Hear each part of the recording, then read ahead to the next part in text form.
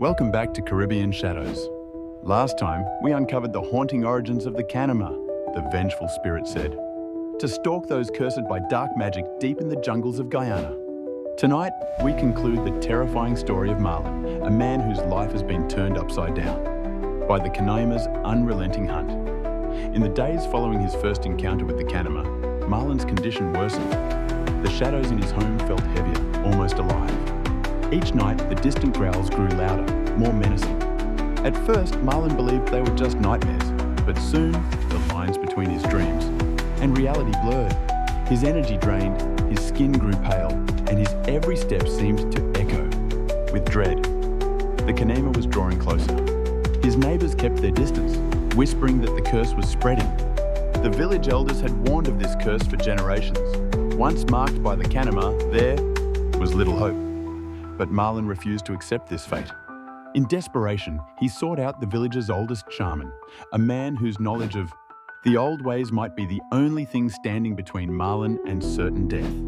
The shaman listened carefully to Marlon's story, his eyes narrowing as the young man described the glowing eyes and the beastly form stalking him. After a long silence, the shaman confirmed Marlon's worst fears. The Kanima had marked him, but there was a chance, a slim chance, that the curse could be broken. Marlon had to perform an ancient ritual, one that had not been attempted in decades. It was dangerous and could cost him his life if done wrong, but it was his only hope. The ritual required rare herbs, animal bones, and a series of chants that could only be completed under the light of a full moon. The ritual had to be performed in the jungle, the very heart of the Kanima's domain. As the night of the full moon approached, Marlon gathered what he needed. His every move was marked by paranoia.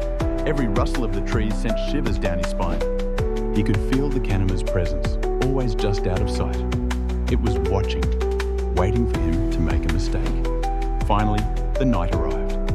Marlon and the shaman ventured deep into the jungle. The air was thick with tension, and even the insects had fallen silent, as if they knew something terrible was about to happen. The shaman began the ritual, chanting in an ancient tongue, his voice rising and falling like the wind. Through the trees. Suddenly, the air grew cold.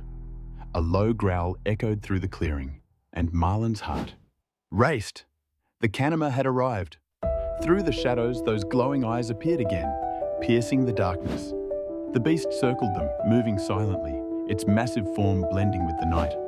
The shaman's chanting grew louder, more urgent. He scattered the sacred herbs and bones in a circle around Marlon, calling on the spirits to protect him. But the Kanima was undeterred. It crouched, preparing to strike.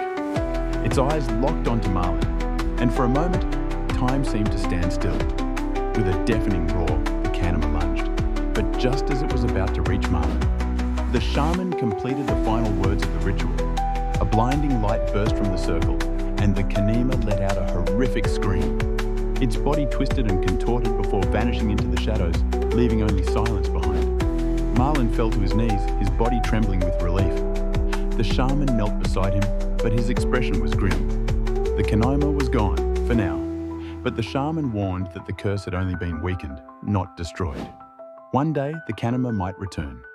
Marlon returned to his village, but his life was never the same. Though he had been spared, the fear of the Kanima's return haunted him. Every shadow seemed darker, every rustle of the wind more sinister. The curse, though hidden, lingered in the air, waiting. But the shadows of the Caribbean are not finished with us yet.